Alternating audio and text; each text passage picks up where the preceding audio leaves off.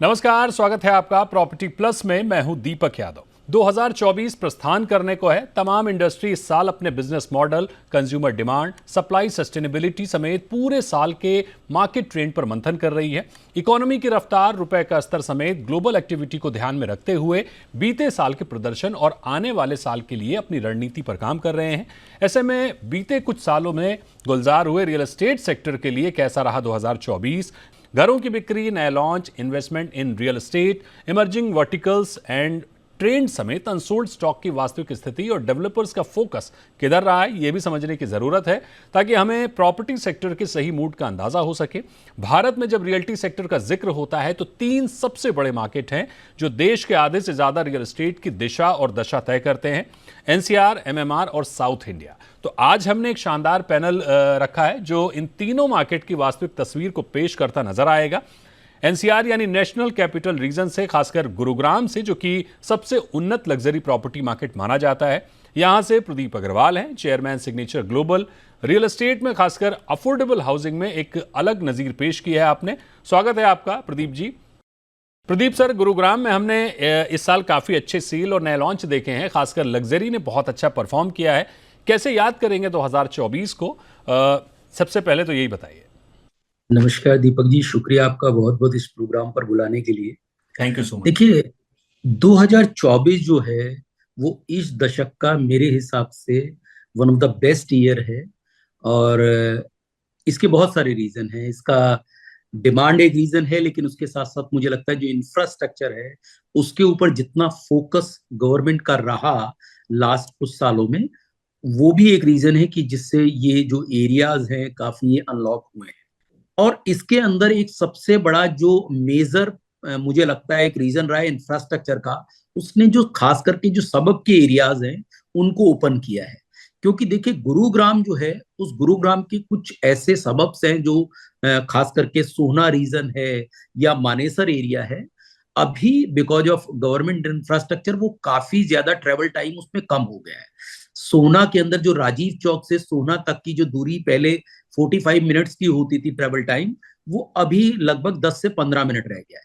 और जो price point है वो काफी अफोर्डेबल है अभी भी वहां पर, प्राइस बढ़ने के बाद।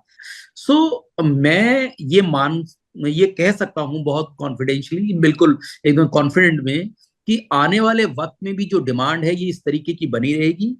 2025 मुझे लगता है कि इस साल से भी बेहतर रहने वाला है। प्रदीप सर, आपसे सवाल यह होगा कि 2021 से रेजिडेंशियल में हुए निवेश में 104% की ग्रोथ दिखी है, इसे कैसे देखते हैं? दूसरा, सेगमेंट वाइज आगे कहां अधिक तेजी बनती हुई दिख रही है?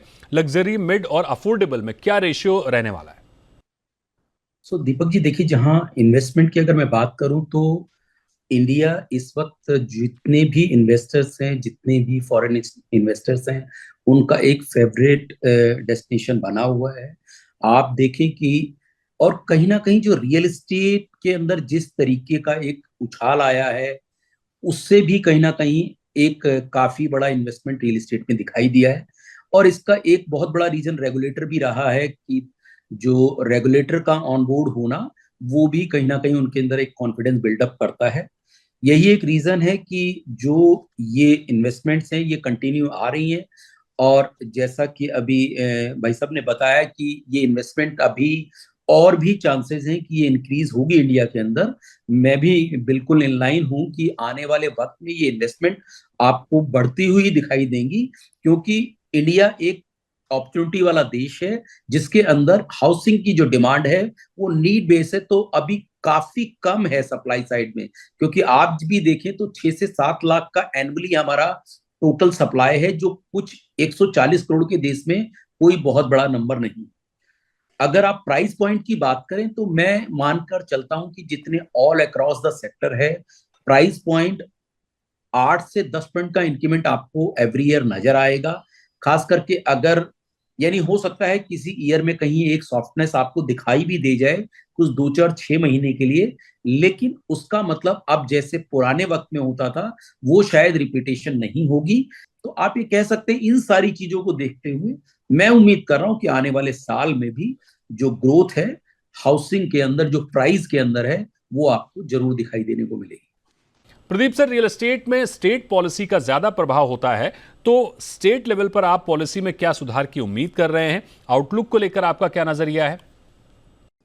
तो दीपक जी, जैसा मैंने कहा कि जो अफोर्डेबल हाउसिंग है, हरियाणा की अफोर्डेबल यानी मॉडल हाउसिंग है, बिल्कुल पूरे देश में सबसे बेस्ट अफोर्डेबल हाउसिंग पॉलिसी वो बनी है।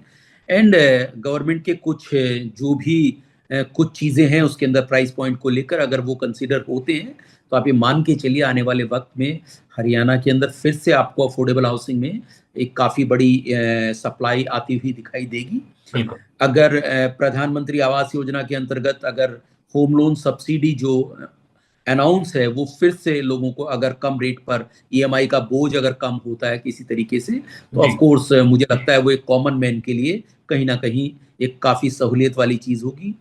आपने बिल्कुल ठीक कहा। जो टीए 2 की बात है, आज आप देखिए अफोर्डेबल हाउसिंग या मिड इनकम हाउसिंग का चैलेंज क्या है कि मेट्रो सिटीज के अंदर या जो उनके अंदर लैंड के कॉस्ट बहुत ज्यादा बढ़ गए हैं। तो खास करके जितने सबब्स हैं टीए 2 के, जैसे मैंने कहा, चाहे सोना एरिया हो, चाहे मानेसर एरिया हो, या जेवर एयरपोर्ट जिसका आपने बात किया, क्योंकि अभी रिसेंटली फर्स्ट फ्लाइट वहां पर टेस्टिंग फ्लाइट लैंड हुई है। तो ये सारी चीजें हैं जो अपॉर्चुनिटी पैदा कर रही हैं आने वाले वक्त में। ऐसा नहीं है कि मेरा मतलब आज जो ये हाउसिंग बन रही है ये 100% जितनी वहां पे हाउसिंग की डिमांड है उतनी को पूरा कर रही है, लेकिन डेवलपर हैं वो कहीं ना कहीं कॉल ले रहे हैं और फिर उन क्षेत्र में जा रहे हैं। और मैं उम्मीद कर रहा हूं कि खास करके जिस तरीके से सप्लाई शॉर्ट है मेट्रो एरियाज में, वो कहीं ना कहीं सबब की एरियाज पूरी करेंगे। जितने भी डेवलपर्स हैं उनके लिए एक बहुत बड़ी कहीं ना कहीं वो अपॉर्चुनिटी भी है आने वाले वक्त। रियल एस्टेट में इस साल $4.2 बिलियन का निवेश इस बात का प्रमाण है, यानी ओवरऑल रियल एस्टेट में ये साल बेहतर रहा है और अगले साल को लेकर डेवलपर्स काफी बुलिश हैं। तो निरंजन सर, प्रदीप सर और अभिषेक जी, आपका बहुत शुक्रिया हमारे साथ जुड़ने के लिए।